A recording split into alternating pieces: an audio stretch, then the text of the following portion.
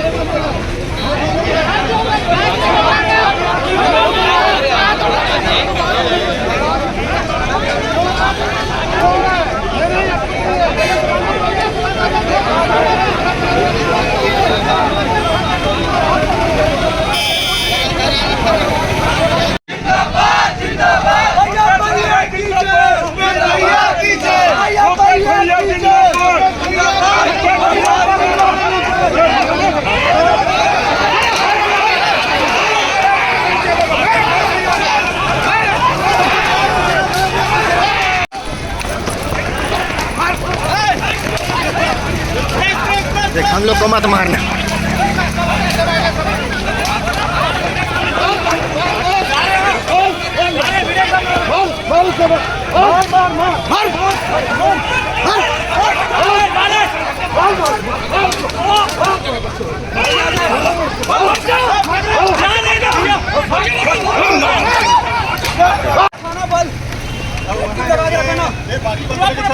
चलो चलो चलो बाकी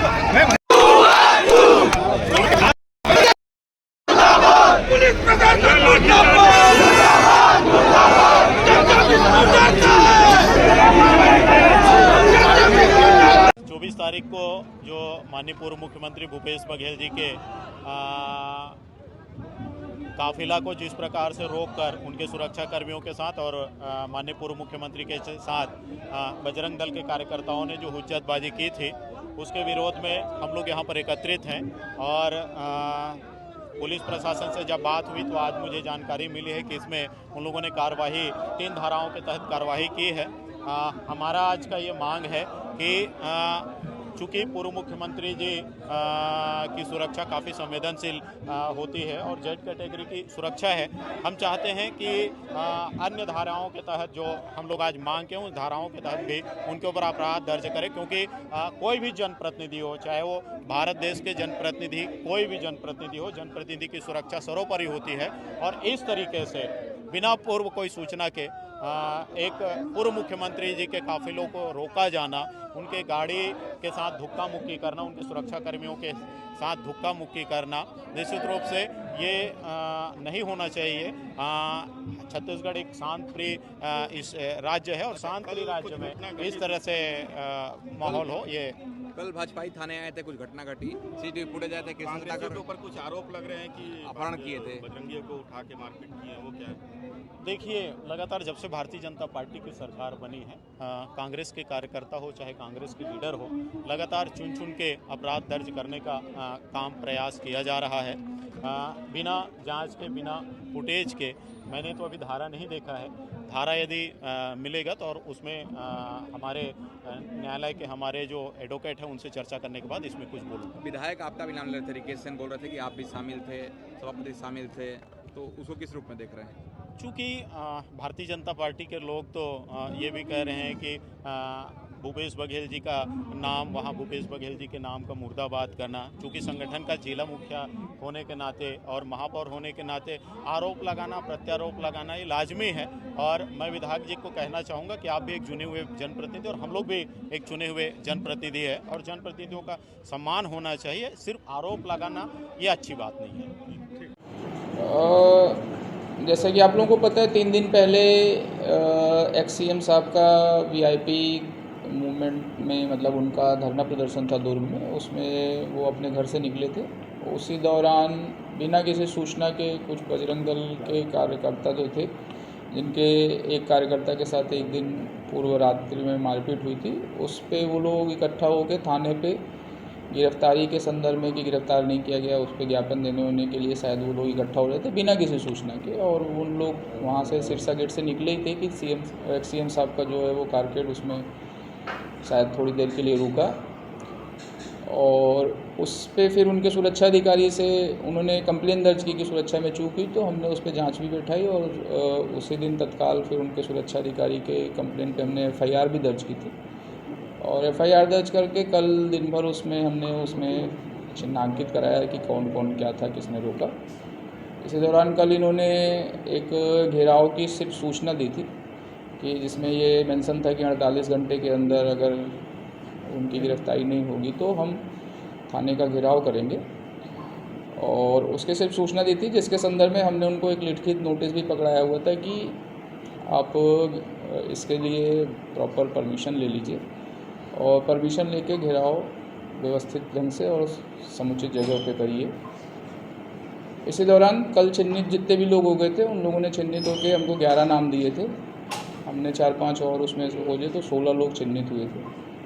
उनका कल शाम को हमने अरेस्टिंग की और चूँकि जमानती धाराएं थी तो उसमें सभी को थाने से मुचलके पे छोड़ा गया।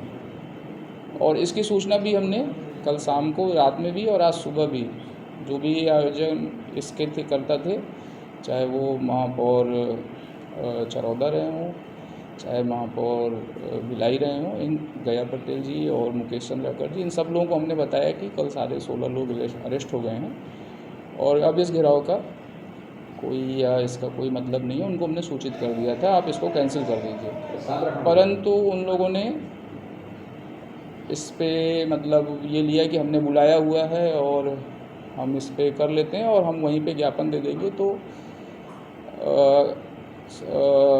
चूँकि हमने बुलाया है तो इसलिए करने दे दिया जाए। तो बात वहीं तक हुई थी कि ज्ञापन भी वहीं पे दे दिया जाएगा। परमिशन भी नहीं थी इनके पास उस धरना प्रदर्शन की, और जहाँ तक मैंने बताया जो उद्देश्य था इनके घेराव का, उस उद्देश्य की पूर्ति भी कल ही पुलिस की तरफ से पूरी हो गई थी। तो दोनों तरीके से देखें तो पूरे का पूरा ये जो धरना प्रदर्शन था वो इल्लीगल था, उसमें भी पुलिस ने इनको करने दिया। और जहाँ बात हुई थी कि धरना प्रदर्शन स्थल पे ही आप अपना ज्ञापन दे देंगे, उसको तोड़ के शायद ये लोग अभी जो बैरिकेडिंग की गई थी उसको इन लोगों ने फिर तोड़ने का और थाने तक पहुँचने का, जो कि इनसे बातचीत हुई थी, उसको तोड़ने का प्रयास किया। तो नियम जब ये तोड़ने का प्रयास किया तो शायद हल्का बल प्रयोग पुलिस ने किया हुआ है और फिर इनको तितर-बितर किया और माहौल अभी शांतिपूर्ण। सर, कल रात को भी घटना घटी थी, कुछ अपहरण वगैरह की भी बात सामने आ रही